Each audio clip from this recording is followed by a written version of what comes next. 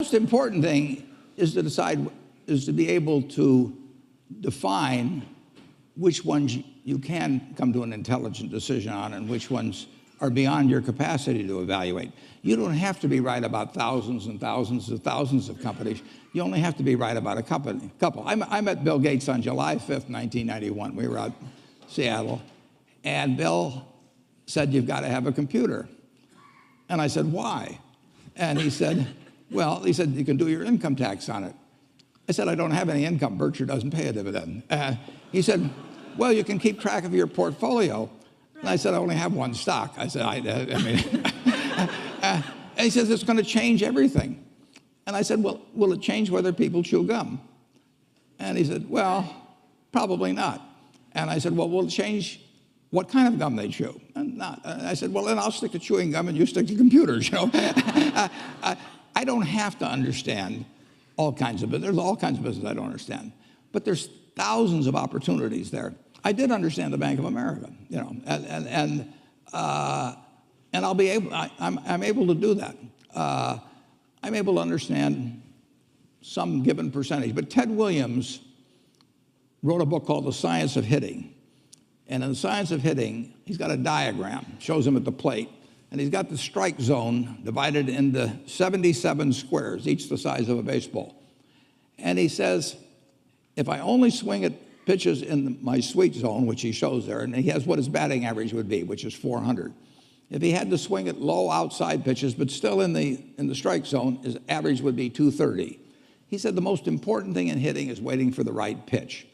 Now, he was at a disadvantage because if the count was 0-2 or 1-2 or so on, even if that ball was down where he was only going to bat 230, he had to swing at it. In investing, there's no called strikes. People can throw Microsoft at me and you name it, any stock, General Motors, and I don't have to swing. And nobody's going to call me out on called strikes. I only get a strike called if I swing at a pitch and miss. So I can wait there and look at thousands of companies day after day, and only when I see something I understand and when I like the price at which it's selling, then if I swing, if I hit it, fine. If I miss it, it's a strike. But it's an enormously advantageous game. And it's a terrible mistake to think you have to have an opinion on everything. You only have to have an opinion on a few things. In fact, I've told students, if when they got out of school, they got a punch card with 20 punches on it, and that's all the investment decisions they got to make in their entire life, they would get very rich because they would think very hard about each one. And you don't need 20 right decisions to get very rich.